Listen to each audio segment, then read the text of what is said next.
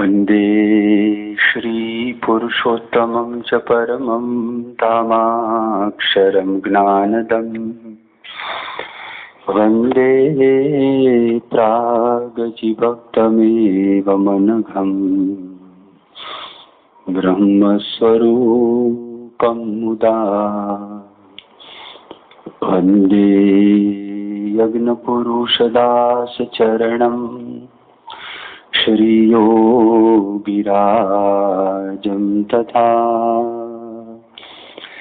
वन्दे श्रीप्रमुखं गुणालयगुरो मोक्षाय भक्त्या सदा गुणातीतोऽक्षरं ब्रह्म भगवान् पुरुषोत्तमः जनोजानन्निदं सत्यं मुच्यते भवबन्धनात्। श्री स्वामिनारायण भगवाननी जय। अक्षर पुरुषोत्तम महाराजनी जय। गुणातीतानंद स्वामी महाराजनी जय। भगत जी महाराजनी जय। शास्त्री जी महाराजनी जय। योगी जी महाराजनी जय। प्रमुख स्वामी महाराजनी जय।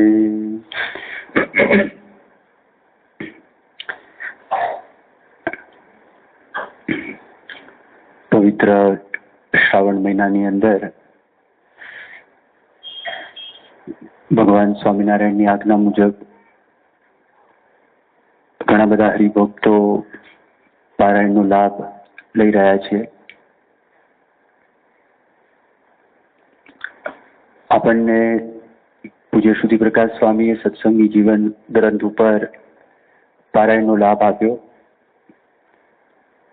ત્યાર પછી મધુરવદન સ્વામી આપણને સ્વામિનારાયણ ચરિતમાનસ એ ગ્રંથ ઉપર પારાયણ સંભળાવી અને ત્યાર પછી પૂજ્ય અક્ષરચરણ સ્વામીએ સ્વામિનારાયણીય સાધના એમાં આપણને 5 સાધનાના વિચારો આપ્યા. આ અઠવાડિયા દરમિયાન આપણે શ્રી હરિલામૃત ગ્રંથ છે એ ગ્રંથમાંથી એક આખ્યાન ઉપર વાતો સાંભળીશું. આખ્યાન છે જયરામદાસનું.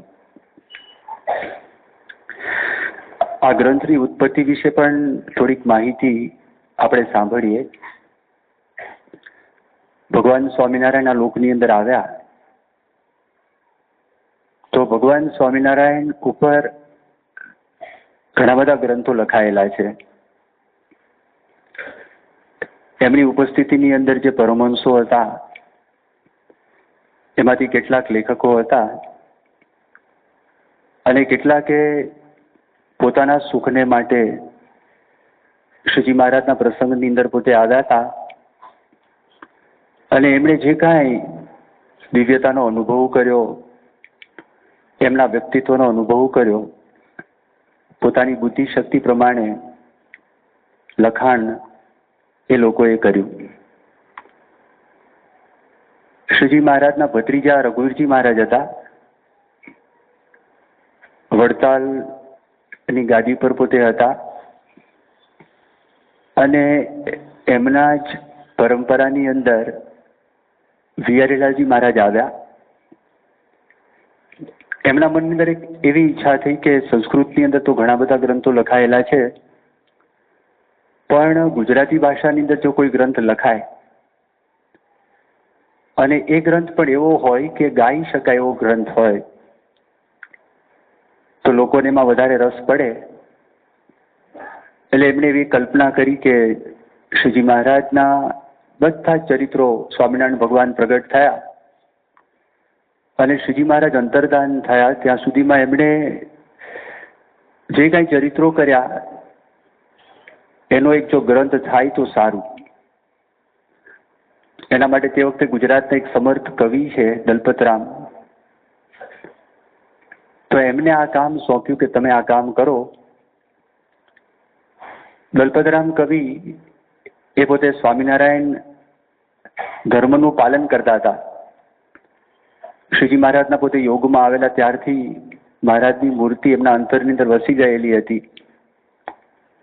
એટલે એમને જીવની અંદર પાકું હતું કે સ્વામિનારાયણ ભગવાન છે. એટલે એમણે આ વાતની હા પાડી. એટલે પછી બિહારીલાલજી મહારાજે બધા સંતો પાસેથી, હરિભક્તો પાસેથી જે બધા ખરડા હતા, ખરડા એટલે જે હાથથી લખેલી બધી વાતો હતી, એ બધી વાતો એમણે મગાવી અને જે બધા ગ્રંથો હતા એ પણ એમને આપ્યા અને કહ્યું કે આના આધારે તમારે એક ગ્રંથની રચના કરવાની છે. હરિ એટલે ભગવાન, ભગવાનની લીલા છે, એ ભગવાનની લીલા અમૃત સમાન છે. એટલા માટે આ ગ્રંથનું નામ પડ્યું હરિલીલામૃત. આ જે ગ્રંથ છે એમાં 12 કળશ છે. જેમ શ્રીમદ ભાગવતની અંદર 12 સ્કંદ છે, તો અહીંયા આગળ દરેક સ્કંદને નામ આપવામાં આવેલું છે કળશ.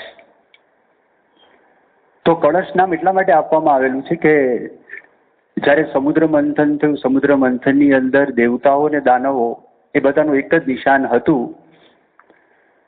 એ નિશાન એ હતું કે આપણે અમૃતની પ્રાપ્તિ કરીએ, જેને કરીને આપણે અમર બની જઈએ. દેવતાઓનું તાન પણ એ હતું, અસુરોનું પણ તાન એ હતું. એમાં અમૃત કળશ છે 14 રત્નોમાંનો એક રત્ન હતું. એ અમૃત કળશ પ્રાપ્ત પણ થાય છે. એની કથા શ્રીમદ ભાગવતની અંદર આવેલી છે. હવે એ અમૃતનું પાન કરે તો અમર થાય એવી એક વાત છે. પણ જ્યારે બ્રહ્માનો એક દિવસ થાય છે, એક દિવસની અંદર ત્રિલોકીનો નાશ થઈ જાય છે. સ્વર્ગ, મૃત્યુ અને પાતાળ એ ત્રણેયનો નાશ થઈ જાય છે. તો પછી કદાચ દેવતાના લોકમાં પણ માણસ જાય, દેવતા પોતે પણ અમર રહી શકતા નથી. અને જ્યારે પ્રાકૃત પ્રલય થાય તો એની અંદર તો બ્રહ્માનો પણ નાશ થઈ જાય છે. શ્રીમદ ભાગવતમાં 4 પ્રકારના પ્રલયની વાત કરી છે. એમાંથી પ્રાકૃત પ્રલયમાં બ્રહ્માજીનો પણ નાશ છે. અને જ્યારે આત્યંતિક પ્રલય થાય તે વખતે અનંત કોટી બ્રહ્માંડનો પણ પ્રલય થઈ જાય છે. એવી વાત શાસ્ત્રોની અંદર અને એવી વાત વચનામૃતમાં કરેલી છે. એટલે એ અમૃતથી માણસ અમર બની શકતો નથી, આયુષ્ય લંબાઈ છે. પણ જ્યારે ભગવાનના ચરિત્રનું પાન કરે અને એ ચરિત્ર પોતાના જીવનની અંદર એકરસ થઈ જાય, આત્મસાત કોઈ વ્યક્તિ કરે, એ હૃદયસ્થ થાય, તો પછી એ વ્યક્તિ જન્મને મરણના ચક્કરમાંથી છૂટી અને ભગવાનનું જે પરમધામ છે, પરમધામની એ પ્રાપ્તિ કરે છે. એટલે સાચા અર્થમાં અમૃત તો ભગવાનની લીલા એ અમૃત છે. એટલે હરિ લીલા અમૃત. કળશ નામ એટલા માટે જ આપેલું છે, કળશમાંથી અમૃત નીકળેલું, પણ આ સાચું અમૃત છે. અને એક એક અધ્યાય પૂરો થાય એ અધ્યાયનું નામ આપ્યું છે વિશ્રામ.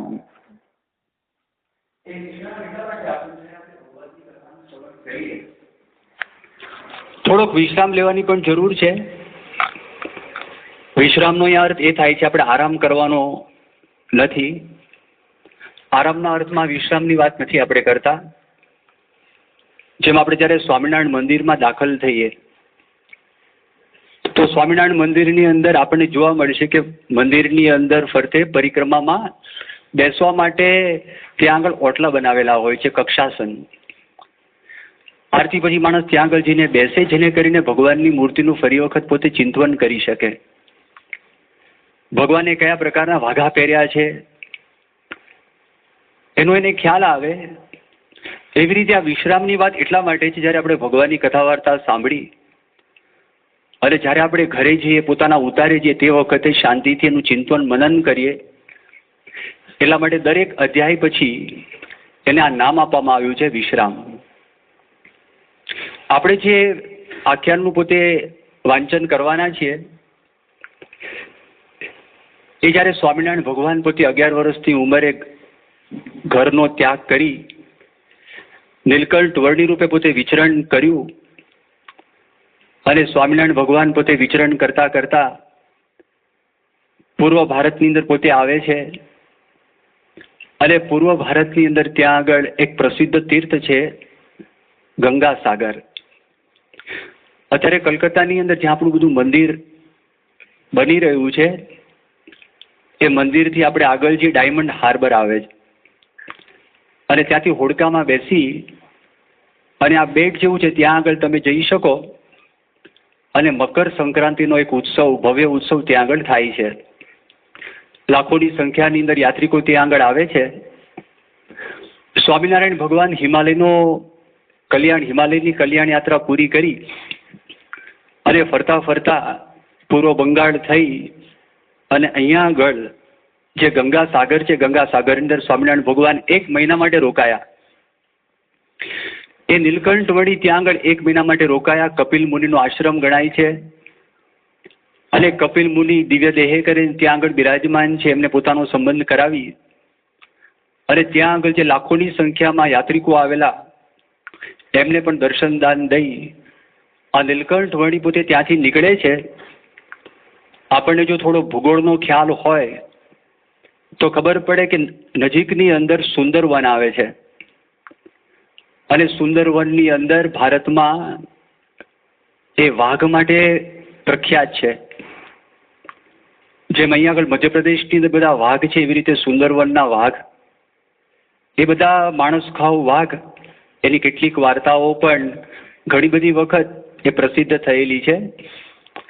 શ્રીજી મહારાજ ત્યાંથી નીકળ્યા, ઝાડીમાં પસાર થાય છે અને ઝાડીમાં મહારાજ પસાર થાય છે ત્યાં આગળ એક ગામ આવે છે અને એ ગામની અંદર જયરામદાસ પોતે રહે છે.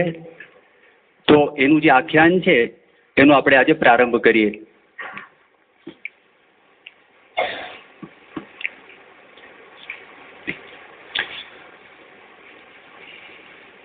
હે નરપતિ સુણ સ્નેહથી જેથી ઉપજે અંતર જ્ઞાન,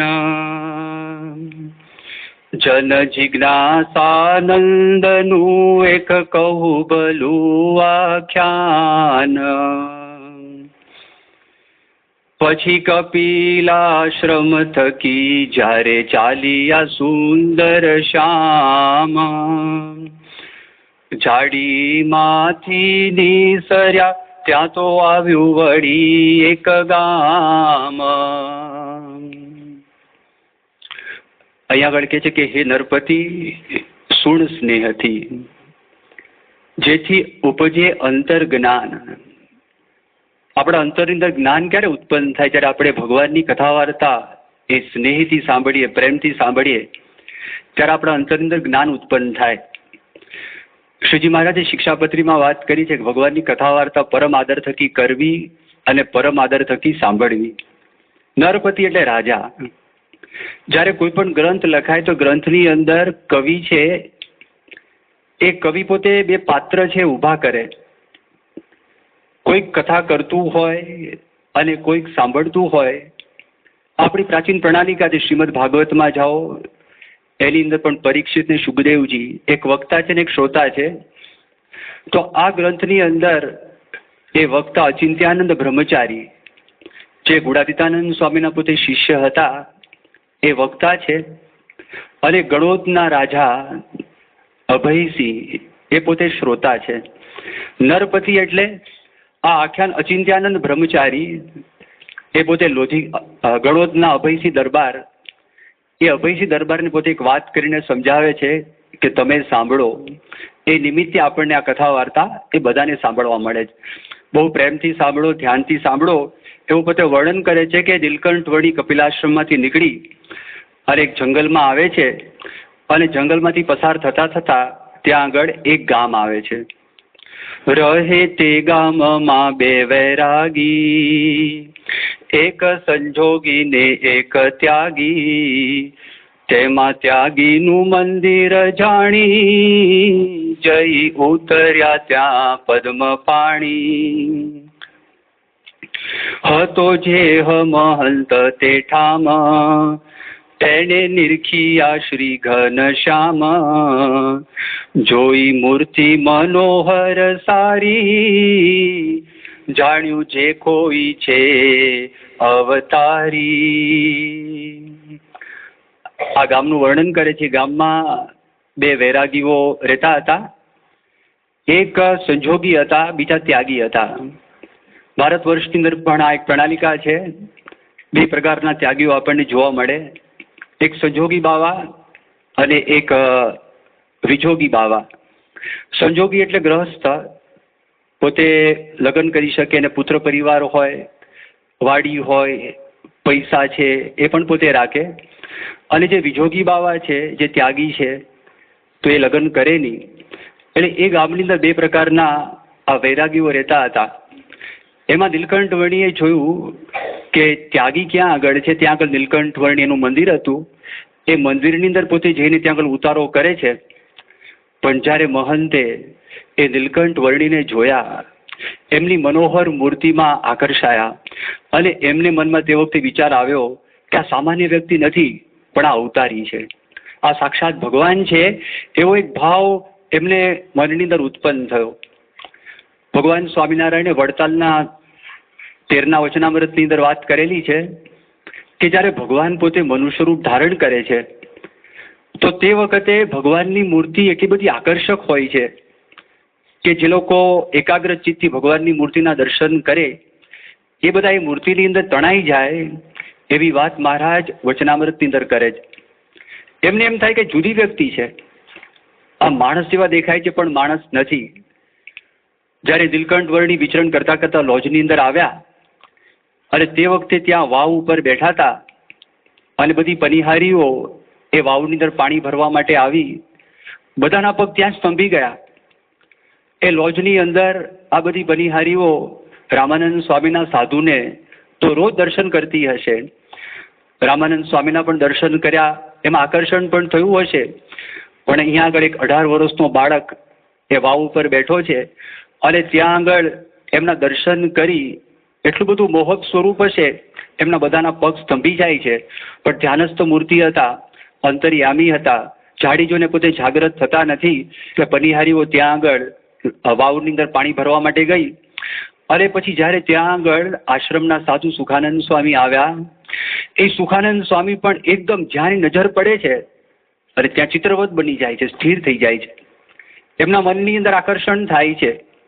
એમના મનમાં એમ થાય છે આંખ ખોલીને મારી સામે જોયે, એની સાથે કોઈ વાર્તાલાપ કરું.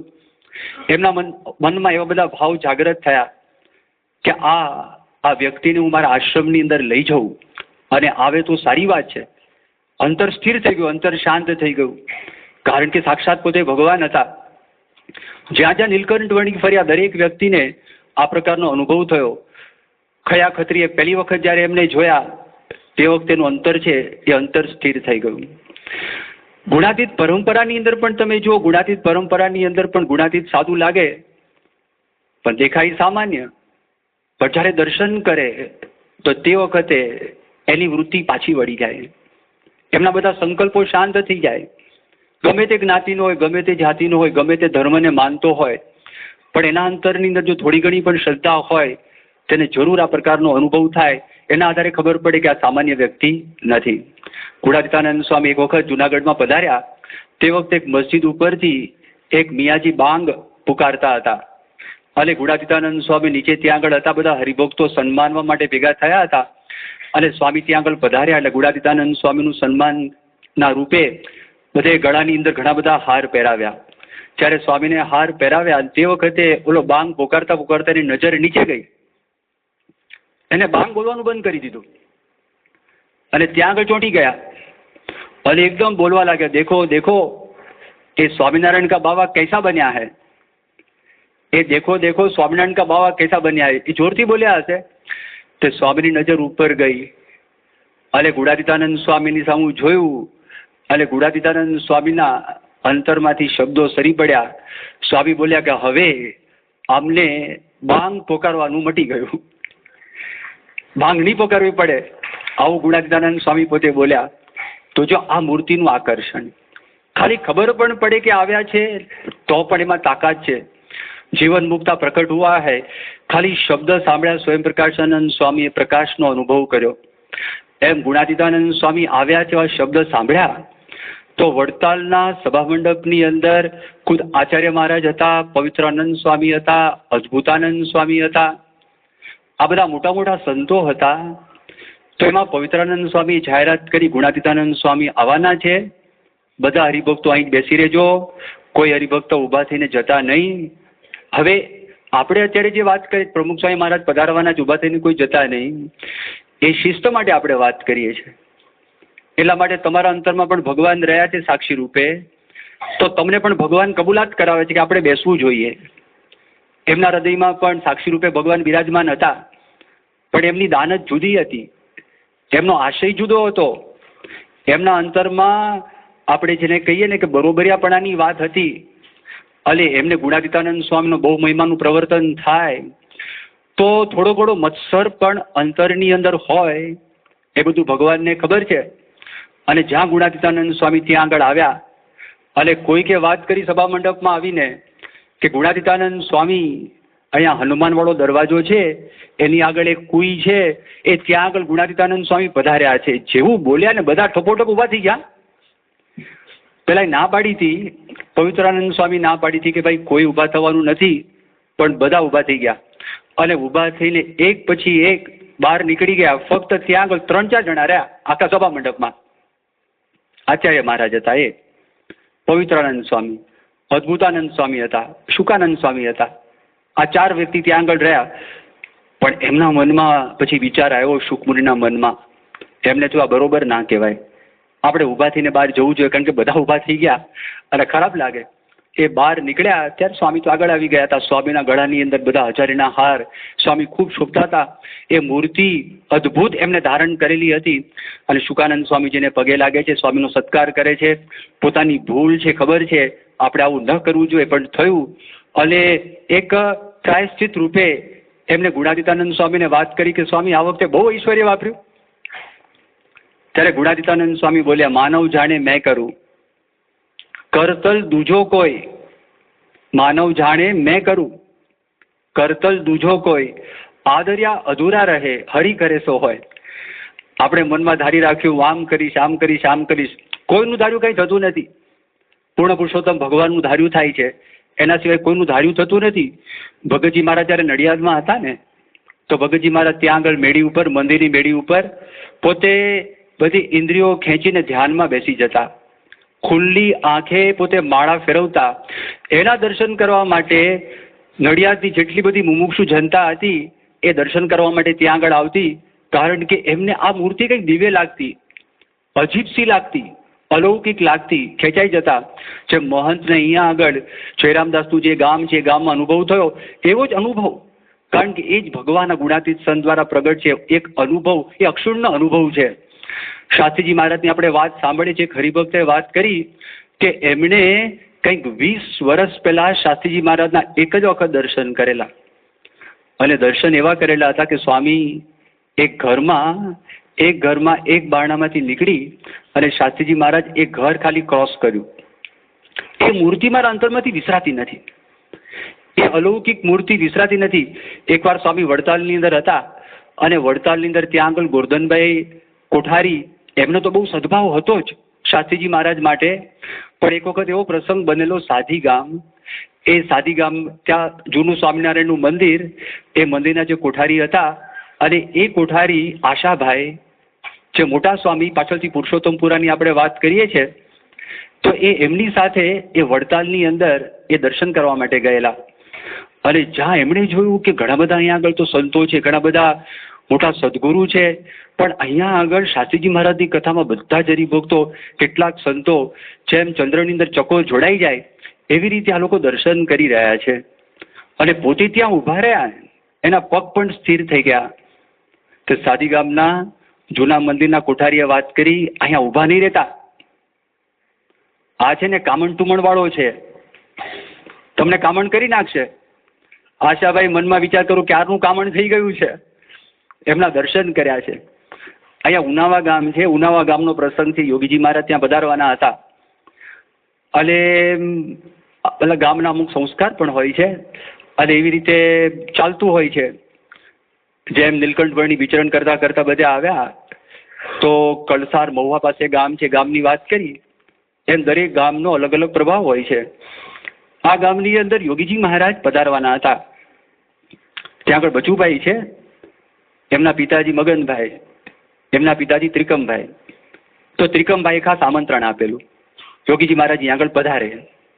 હવે ત્યાં જવાના હતા.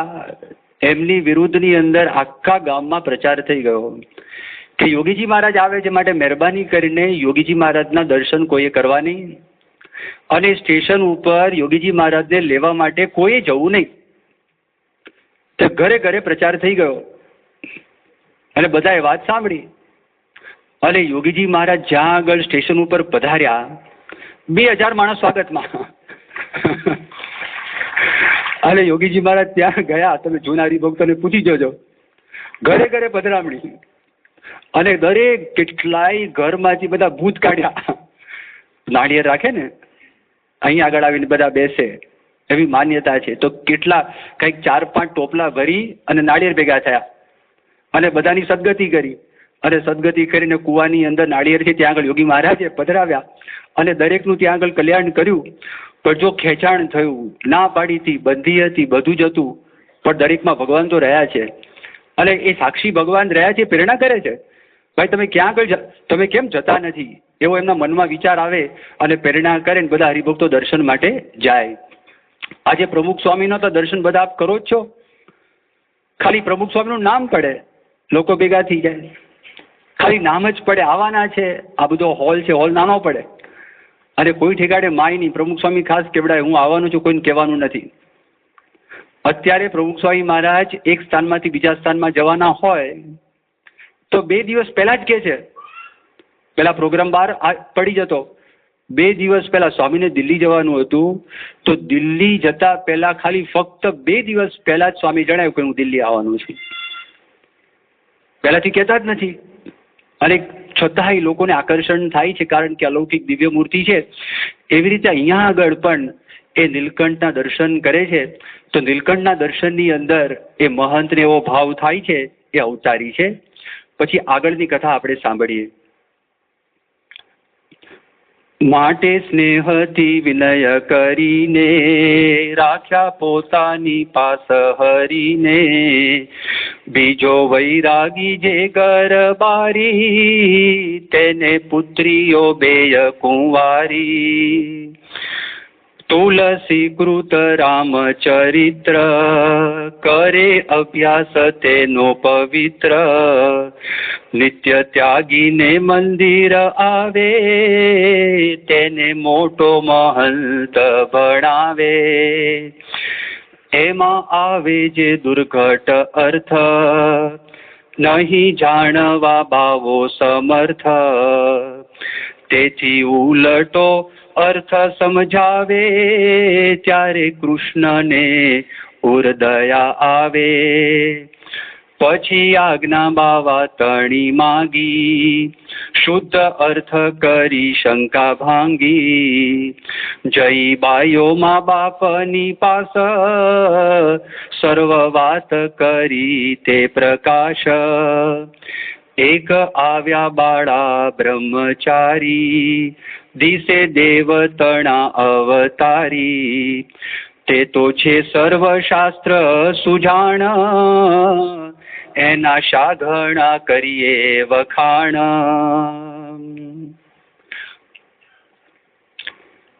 આપણે વાત કરી કે આ ગામની અંદર 2 વૈરાગીઓ રહેતા હતા. જે સંજોગી હતા એને 2 દીકરીઓ હતી અને એ 2 દીકરીઓ આજે ત્યાગી વૈરાગી હતા. એના મંદિરની અંદર રોજ ત્યાં આગળ રામાયણની કથા થાય, તુલસીકૃત રામાયણ જે ગોસ્વામી તુલસીદાસે લખેલું છે, એની રોજ ત્યાં આગળ પારાયણ થાય. તો એ સાંભળવા માટે આ 2 છોકરીઓ ત્યાં આગળ આવતી હવે નીલકંઠ વર્ણી પણ ત્યાં જ હતા. અને એમાં જ્યારે ચોપાઈના અઘરા અર્થ આવે, કારણ કે આ પ્યોર હિન્દી ભાષા નથી, હવે આપણે એ પણ વિચાર કરવાનો કે આ કયા સ્થાનમાં છે. પૂર્વ ભારતમાં છે.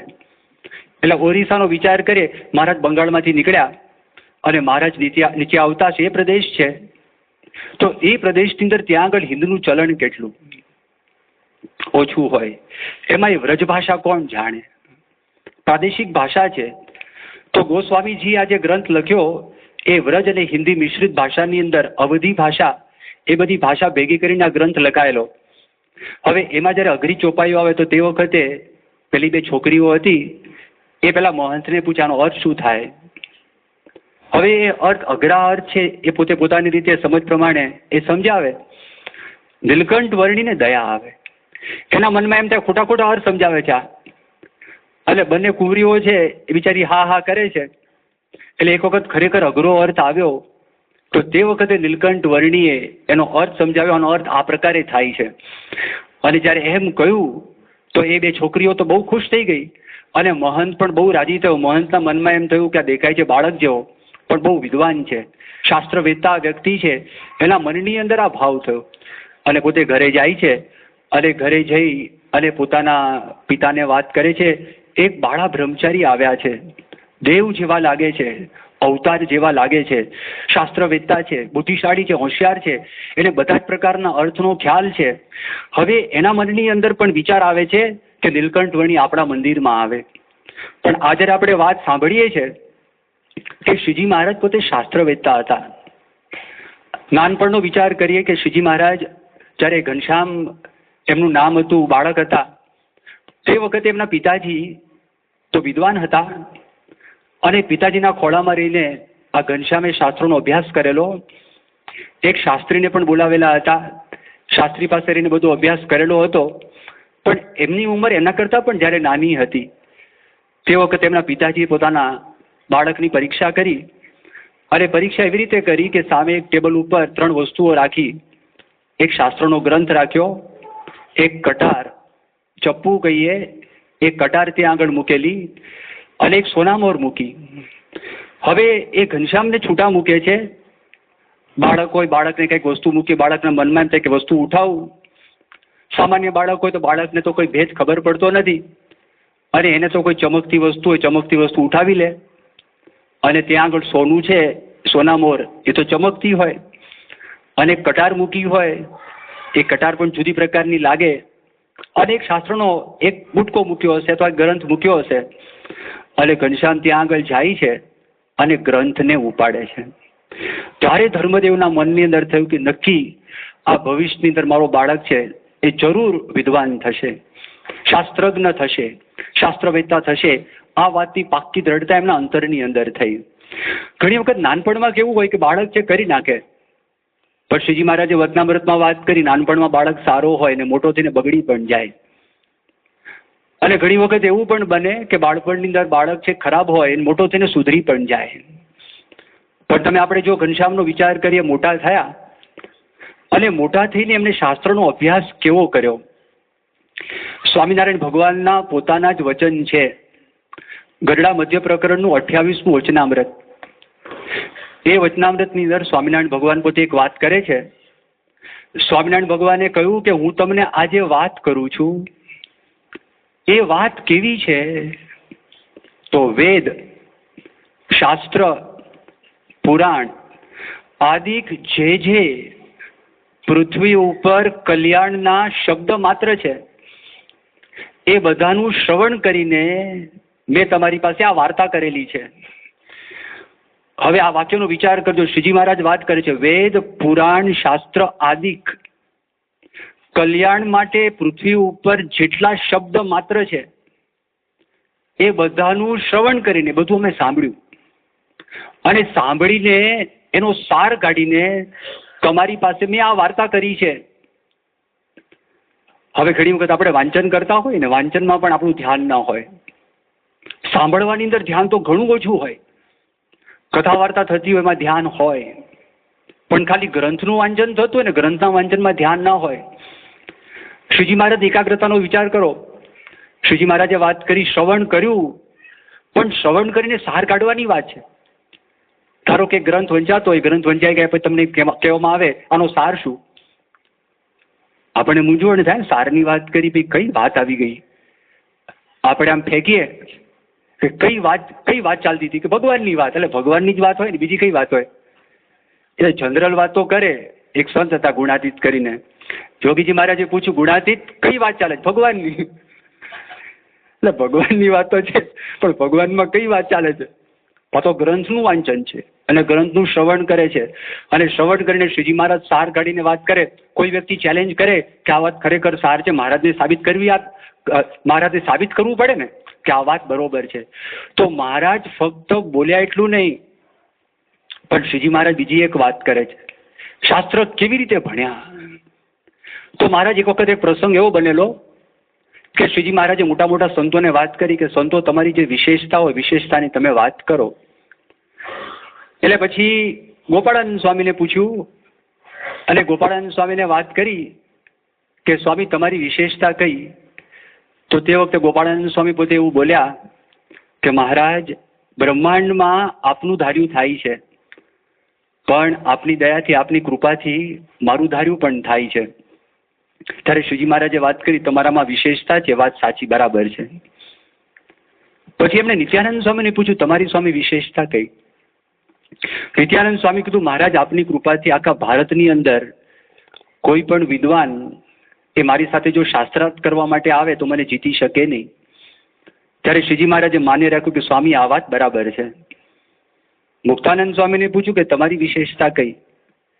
ત્યારે મુક્તાનંદ સ્વામી વાત કરી કે મહારાજ કોઈ વ્યક્તિ ક્રોધથી ભરાયેલો હોય અને મારી પાસે એ માર કરતો આવતો હોય અને મારી વાત સાંભળે એનો ક્રોધ શાંત થઈ જાય, આપની કૃપાથી મારામાં વિશેષતા છે.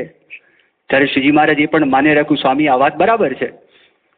બ્રહ્માનંદ સ્વામી એમને શ્રીજી મહારાજ પૂછે તમારી વિશેષતા કઈ? ત્યારે બ્રહ્માનંદ સ્વામી કહ્યું મહારાજ ગમે તે વિષય ઉપર ગમે ત્યારે આપની કૃપાથી હું ભજન બનાવી શકું, કીર્તન બનાવી શકું, શીઘ્ર કીર્તન. ત્યારે શ્રીજી મહારાજે વાત કરી તમે શીઘ્ર કવિ છો, આ વાત પણ સાચી છે, આ તમારી વિશેષતા. હવે બધા સંતોએ ભેગા થઈને વાત કરી મહારાજ અમારી વિશેષતાની અમે તો વાતો કરી, પણ આપની વિશેષતા કઈ એ આપ કહો. ત્યારે શ્રીજી મહારાજ પોતે વાત કરે છે કે આખા દેશના બધા જ પંડિતો આપણે ભેગા કરીએ, જામનગરના પંડિત આવે, વડોદરાના પંડિત આવે, કાશીના પંડિત આવે, એ બધા ભેગા થઈને 6 મહિના સુધી ગોષ્ઠી કરે અને 6 મહિના ગોષ્ઠી કર્યા પછી શાસ્ત્રમાંથી કોઈ કૂટ પ્રશ્ન હોય એ પ્રશ્ન અમને પૂછે. એ પ્રશ્ન પૂછે અમે એનો એક ક્ષણની અંદર જવાબ આપી શકીએ. આવું મહારાજ બોલી શકત. અને આટલી સામર્થ્ય પણ બહુ મોટી સામર્થ્ય કહેવાય. જ્યારે આંટીકૂટીવાળા પ્રશ્નો વિચાર કરો, શાસ્ત્રની અંદર જ્યારે ભગવાનના સ્વરૂપની વાત આવે, આત્માના સ્વરૂપની વાત આવે, આંટીકૂટીવાળી બધી વાતો છે. ભગવાન નાના પણ છે ને મોટા પણ છે. કેવી રીતે ભાઈ? જે નાનો હોય મોટા ના હોઈ શકે.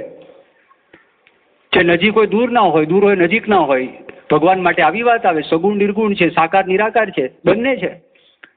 હવે આ બધી આંટીકૂટીવાળી વાતો આવે અને એમાંય કંઈક એકદમ ખૂણાના પ્રશ્નો ઘણી વખત પેપરમાં પૂછાઈ જતા હોય છે અને ગમે તેટલી તૈયારી કરીને વિદ્યાર્થી ગયો હોય તો પણ એનો જવાબ ના આપી શકે. એમ શાસ્ત્રો તો દરિયા જેટલા છે. મહાભારતમાં 1,00,000 શ્લોક છે, રામાયણ મોટો ગ્રંથ છે, એક જો આખો વેદનો વિચાર કરો એમાં પણ 1,00,000 મંત્રો છે.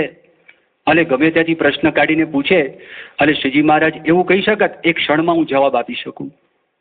મહારાજ એવું ના બોલ્યા. એના કરતા એક આગળની વાત કરી. શ્રીજી મહારાજે કીધું કે હું વિદાય થતો હોઉં, માણકી ઘોડી તૈયાર હોય અને ઘોડીના એક પેંગડાની અંદર મેં પગ મૂક્યો હોય અને હું બીજો પગ બીજા પેંગડામાં મૂકવા માટે તૈયારી કરતો હોઉં, તે વખતે મને કોઈ પ્રશ્ન આ પૂછે તો હું મારો પગ બીજા પેંગડામાં મૂકું એ પહેલા જવાબ આપી દઉં. હવે આ છે ને આ વિશેષ થયું. કેમ થયું? તમે બેઠા હોય, કોઈ માણસ તમને પ્રશ્ન પૂછવા માટે આવતો હોય ને તો તમે તૈયાર થઈને બેઠા છો, તમે ધ્યાન રાખો છો. અહીંથી વિદાય થવાના હોય ને તો માણસ જ્યાં પહોંચવાનું હોય ત્યાંનું મન પહોંચી ગયું હોય. અને ઘોડી છે એ કાર નથી, ઘોડી હલે છે. અને ઘોડી એટલે પોતે હલતા હોય, પોતાનો પગ મૂક્યો હોય ને એ હલે છે અને આમ કૂદકો મારે છે. તે વખતે તેનું બેલેન્સ રાખવું પડે, અને બેલેન્સ રાખવું પડે મન તો ત્યાં મૂકવાનું છે, અને એ ત્યાં મૂકવાનું છે. એની અંદર શ્રીજી મહારાજ જવાબ આપી શકે છે. કેવો સાક્ષાત્કાર! હસતા મલકવત હથેળીની અંદર આપણે પાણીનું ટીપું જોતા હોઈએ, અને જેટલી આસાનીથી જોઈ શકતા હોય, અને શ્રીજી મહારાજે પોતે આ વાત કરી. હવે જો સ્વામિનારાયણ ભગવાને ફક્ત વાત કરી એટલું નહીં, કોઈ માણસો બોલી જાય, પણ સમયે પારખા ખબર પડે ને, પારખા થાય ત્યારે ખબર પડે આ માણસે વાતો કરી, ધડાકા ને ભડાકા તો કર્યા છે, પણ ટાણે મિયા ફસકું થઈ જાય. યોગી બાબા પેલું દ્રષ્ટાંત આપતા ને મિયા ફસકુનું, તેને કોઈ પૂછે ગામની અંદર બંદૂકડી રાખીને ફરતા હશે, બંદૂકડી રાખે ને, એક બારની બંદૂકડી આવે, એનાથી કશું ઉપજે નહીં, એના હાથમાંથી ચોર લઈને એને મારી નાખે એવું બને. એટલે એ પાછા પૂછે તારું નામ શું? કે 7 વાઘ ખા. લે 7 ચિત્તે ખા. અને પછી તો એક વખત એક બધી યોગી બાપા દ્રષ્ટાંત આપતા કે કોઈ લગ્ન હતા, એ જાન નીકળવાની હતી, કોઈ સિક્યુરિટી ગાર્ડની જરૂર હતી. ત્યાં મિયાજીને વાત કરી કે ભાઈ સિક્યુરિટી તમે સંભાળશો, 7 વાઘ કા 7 ચિત્તે કા, પણ રસ્તામાં જંગલ આવે છે, રાની પશુઓના દર્શન ક્યારેક ક્યારેક થઈ જાય છે, હું કોણ છું? 7 વાઘ કા 7 ચિત્તે કા, આવો. ત્યારે એને બેસાડી દીધા પોતાના સિગરામની અંદર, અને જાન ગઈ, અને ખરેખર જંગલ આવ્યું. સાંજનો ટાઈમ થયો, રાની પશુઓનો શિકારનો ટાઈમ, અને ત્યાં આગળ ઘોરરાટ સંભળાયો, અને મિયાજી ધ્રુજવા લાગ્યા, પગ પાછા પડવા લાગ્યા, અને મિયાજી જે ગભરાય, હાથમાંથી બંદૂક પડી ગઈ. તો પેલા એ પૂછ્યું કે ભાઈ તમે 7 વાઘ ખા ને 7 ચિત્તે ખા ને થયું શું? એ તો કે મારી માએ આ હુલામણાનું નામ પાડ્યું છે 7 વાઘ ખા, અને અસલમાં તો મારું નામ મિયા ફસકું છે, અસલી નામ તો આ છે. એમ વાતો તો આપણે બધી જ કરીએ, વાતો સાંભળે, પણ ટાણે મિયા ફસકું થઈ જવાય. શ્રીજી મહારાજ મિયા ફસકું થયા નથી, શાસ્ત્રની ખાલી વાત કરી. અને તે વખતે તમે જો શાસ્ત્રાર્થ થયો, ગૌમઠ છે બનારસની અંદર, અને એ ગૌમઠની અંદર બધા વિદ્વાનો ભેગા થયા હતા, કાશીના રાજા પણ ભેગા થયા હતા. બાળ ઘનશ્યામની ઉંમર ફક્ત 10 વર્ષની ઉંમર હતી, અને એ ઉંમરમાં ત્યાં આગળ બાળ ઘનશ્યામ પ્રભુ ત્યાં ધર્મદેવની સાથે પોતે ગયા છે, અને અમાસ છે, અને એનું પણ ત્યાં આગળ ગ્રહણ હતું, અને એ ગ્રહણ સ્નાન ત્યાં આગળ આ ત્રિવેણી સંગમમાં થાય એ પણ એક હેતુ હતો. અને બધા વિદ્વાનો ભેગા થયા, બધા તાત્વિક ચર્ચા કરતા હતા. કોઈ અદ્વૈતવાદી હતા, કોઈ દ્વૈતવાદી હતા, કોઈ દ્વૈતાદ્વૈતને માનનારા હતા, કોઈ શુદ્ધાદ્વૈતને માનનારા હતા, કોઈ કેવલાદ્વૈતને માનનારા હતા, કોઈ વિશિષ્ટાદ્વૈતને માનનારા હતા. આ બધા શબ્દો તમારા માટે ઘણી વખત નવા શબ્દો આવે, પણ દરેક સંપ્રદાય છે ને એની તાત્વિક માન્યતા હોય છે. જેમ રામાનુજ આખો સંપ્રદાય છે, એ સંપ્રદાય એક તત્વજ્ઞાનનો સ્વીકાર કરે છે, એક વિચારધારાનો સ્વીકાર કરે છે, જેને વિશિષ્ટાદ્વૈત કહેવામાં આવે છે. આપણા દેશમાં 4 પીઠો છે શંકરાચાર્યની, અને 5મી પીઠ કાંચીની અંદર છે. એ લોકો પણ એક વિચારધારા છે એનો સ્વીકાર કરે છે, જેને અદ્વૈત કહેવામાં આવે છે. આપણે ત્યાં આગળ વૈષ્ણવ મતનું આખું એનો પ્રચાર પ્રસાર બહુ થયેલો છે ગુજરાતની અંદર.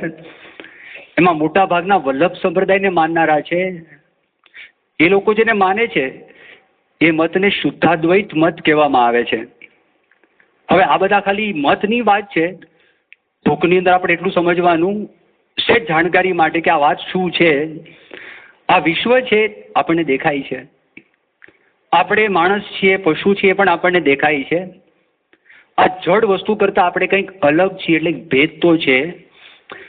માણસને બુદ્ધિ આવી, અનુમાન થયું, અને બનાવનારા કોક હોવા જોઈએ. એનું નામ આપ્યું ભગવાન, એનું નામ આપ્યું ઈશ્વર, એનું નામ આપ્યું પરમેશ્વર. આપણે બધાને નામ આપ્યું જીવ, આ નામ આપ્યું જગત. તો જીવ, જગત અને ઈશ્વર, તો એની જે સમજણ એ પોતાના અનુભવ પ્રમાણે, પોતાની બુદ્ધિ પ્રમાણે, શાસ્ત્રમાં જે વર્ણન કર્યું છે એના નિરૂપણ પ્રમાણે અલગ અલગ મતોની સ્થાપના થઈ. એમાં આપણો એક મત છે, અલગ મત છે. પણ બાળ ઘનશ્યામ પ્રભુ ત્યાં આગળ જ્યારે પધારેલા હતા અને તે વખતે બધી ચર્ચા થઈ, એ ચર્ચામાં આપણે બધાને ખબર છે કે એ શાસ્ત્રાર્થની અંદર બાળ ઘનશ્યામ પ્રભુની જીત થઈ. એ જીત થઈ એટલે શું કે તે વખતે આ જીવ ઈશ્વર માયા બ્રહ્મ પરબ્રહ્મ આ 5 ભેદની વાત એ ઘનશ્યામ મહારાજે કરી નથી. પણ ઘનશ્યામ મહારાજની જીત થઈ, એ જીત થઈ એ ઘનશ્યામ મહારાજે વાત કરી, આ બધા મતોની મેં વાત સાંભળી. એ મતની અંદર સૌથી વધારે શાસ્ત્રોને સુસંગત કોઈ પણ મત હોય તો વિશિષ્ટાદ્વૈત મત છે. એ પોતાનો મત નથી, હા, પણ તમે લોકો જે કહો છો એ બધા અદ્વૈત મત કહો, દ્વૈતાદ્વૈત મત કહો, દ્વૈત મત કહો, ગમે તે મત કહો, એ બધાની અંદર વધારેમાં વધારે શાસ્ત્રને અનુકૂળ, શાસ્ત્રને સુસંગત જો મત હોય તો વિશિષ્ટાદ્વૈત મત છે. એની જ્યારે આ પ્રતિભા જોઈ તો તે વખતે બધાના મનમાં એમ થયું કે આ સામાન્ય વ્યક્તિ નથી. ત્યાં પણ એમના દિવ્યતાના દર્શન થયા, આ પારખા થયા. ખાલી વાત નથી કરી, પેગડામાં પગ મૂકીને હું જવાબ આપી દઉં એવો પ્રસંગ નહીં. ગુજરાતમાં સ્વામિનારાયણ ભગવાન પધાર્યા ત્યારે તો ઘણા બધા પ્રસંગ થયા. પ્રસંગ એવો થયો હતો, શ્રીજી મહારાજ જ્યારે રામાનંદ સ્વામી ધામમાં ગયા ને, અને ધામમાં ગયા પછી શ્રીજી મહારાજ 6 વર્ષ 7 વર્ષ માટે સોરઠમાં જ વિચરણ કરેલું. અને એ જ્યારે દર વર્ષે સ્વામિનારાયણ ભગવાન કચ્છની અંદર જતા, અને કચ્છમાં ત્યાં આગળ એક ફતેહ મોહમ્મદ કરીને વ્યક્તિ હતા, એનું રાજ હતું. એના ઘણા બધા દિવાન હતા. એમાંથી એક દિવાન હતો, એનું નામ જગજીવન મહેતા. એના 2 ભાઈઓ હતા, રામચંદ્ર મહેતા અને કુબેરજી મહેતા. આ વિસનગરના હતા, નાગર બ્રાહ્મણ હતા. નાગર એ બુદ્ધિના સાગર કહેવાય. રાજા, એના મંત્રીઓ આ બધા બુદ્ધિશાળી, એ રાજકારભાર બધો સંભાળે. એ દેવી ભક્ત હતા જગજીવન, અને દેવી ભક્ત તો પોતે હતા પણ વામાચારી હતા. એટલે માંસાહાર કરતા, મદિરાપાન પણ કરતા. ભલે નાગર બ્રાહ્મણ હતા તો પણ આ બધું કરતા હતા. હાટકેશની અંદર એક મહાદેવ, એક દેવાલય પણ એમને બનાવેલું હતું. એમના પત્ની એ સ્વામિનારાયણ ભગવાનની શિષ્યા, પણ આને ગમે નહીં. અને જગજીવન મહેતા, એની નીચે આપણા સત્સંગી કામ કરતા હતા સુંદરજીભાઈ સુથાર. જ્યારે સ્વામિનારાયણ ભગવાનની વાત કરે તો તે વખતે કે જો તમે ભગવાન ભગવાન વાત ના કરતા, આ ભગવાન નથી. બુદ્ધિશાળી માનું છું, એને હું ચાલાક માનું છું, એને હું વિદ્વાન માનું છું, પણ ભગવાન તો હરગીઝ નથી. મારે ભગવાનની વાત ના કર. આ જ્યારે વાત કરે તરત જગજીવનભાઈની વાત સાંભળી અને સુંદરજી સુથાર પોતે એકદમ શાંત થઈ જતા. એ એટલા માટે શાંત થઈ જતા કારણ કે જાણતા હતા કે તામસી માણસ છે, અને તામસી માણસનો જો ક્રોધનો વેગ આવે, ક્રોધમાં ગમે તેમ કરી નાખે. એટલે પોતે એક શબ્દ છે, એક શબ્દ પોતે બોલતા નહોતા. એક વખત એવો પ્રસંગ થયો, એ ત્યાં આગળ જે એણે દેરું બનાવેલું હતું શિવજીનું, એની પાછળ એક વાડી હતી. વાડીમાં ફૂલો બધા ઉગેલા હતા, અને એ ફૂલ છે રોજ ત્યાં આગળ માળી લાવે અને ફૂલ છે ત્યાં આગળ મહાદેવજી ઉપર પોતે ચડાવતા હતા. એક વખત ફૂલ ના આવ્યા. એ ફૂલ ના આવ્યા એટલે એણે પૂછ્યું કે આજે ફૂલ કેમ નથી આવ્યા. માળીને પૂછ્યું. માળી ગભરાઈ ગયો. એણે કીધું જગજીવનભાઈને વાત કરી કે સુંદરજીભાઈ સુથારે બધા ફૂલ મગાવી લીધા છે, કારણ કે એમના ઘરમાં સ્વામિનારાયણ ભગવાન આવ્યા છે, તો એનું સ્વાગત કરવા માટે ફૂલ છે, ફૂલ લઈ ગયા છે. તારે ક્રોધે માજા મૂકી દીધી, કોણ છે આ સ્વામિનારાયણ.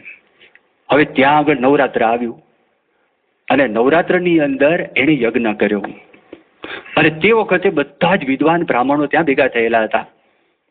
તો એને મનમાં વિચાર કર્યો કે ખરેખર આ ટાણું આવેલું છે, અને આ ટાણે બધા વિદ્વાન ભેગા થયા છે. સ્વામિનારાયણ ભગવાનને યજ્ઞમાં આમંત્રણ આપું, શાસ્ત્રાર્થ કરું, સ્વામિનારાયણ ભગવાનનો પરાજય કરું. લોકોના મગજમાંથી ભાર નીકળી જાય કે આ ભગવાન છે, શાસ્ત્રનું ભાન નથી, એવું લોકોના મનની અંદર થાય. આવો આશય એના મનમાં હતો. એટલે એક આમંત્રણ ત્યાં આગળ સ્વામિનારાયણ ભગવાન પાસે મોકલાવે છે. સ્વામિનારાયણ ભગવાને જોયું કે જગજીવન મહેતા એનું આમંત્રણ આવેલું છે. સુંદરજીભાઈ વાત કરી, મહારાજ જવા જેવું નથી, આ બહુ વિચિત્ર માણસ છે, આનો પડછાયો લેવા જેવો નથી.